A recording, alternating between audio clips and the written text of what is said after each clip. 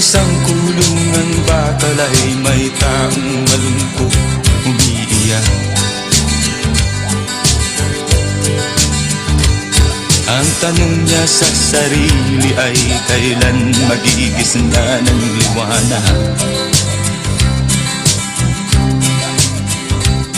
Malayo ang iniisip at nakakuyong yaring mga palad. Bakit daw siya nagdurusa sa kasalanang di niya ginawa? Kahapon lamang ay kapiling niya kanyang asawa at anak. Namumuhay ng tahimik sa isang munting tahanang may tuwa. Ang kaligayahan ay pinutol ng isang paratang sa kanya.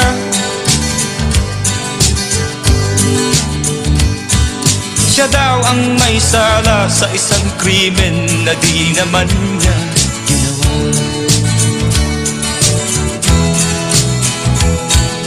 Wala na bang katarungan ang isang nilalang na katulad niya? Ilan pang tulad niya ang magdurusa ng walang kasalanan? Di ba't ang batas natin pantay-pantay, walang mahirap mayaman? Bakit marami ang nagdurusang mga walang kasalanan? Mga ilang araw na lamang haharapin na niya ang bitayan. Paano niya isisigaw na siya'y sadyang walang kasalanan?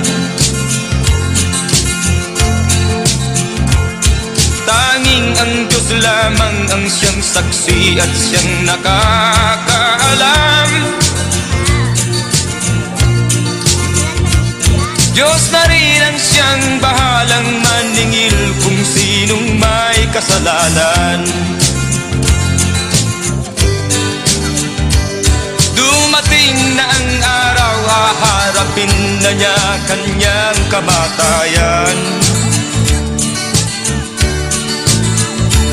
Sa isang upo ang bakal na kay dami ng buhay na inutang.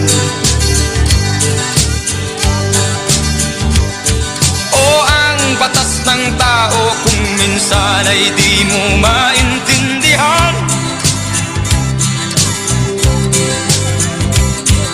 Ilan pang tulad niya ang magdurusa ng walang kasalanan?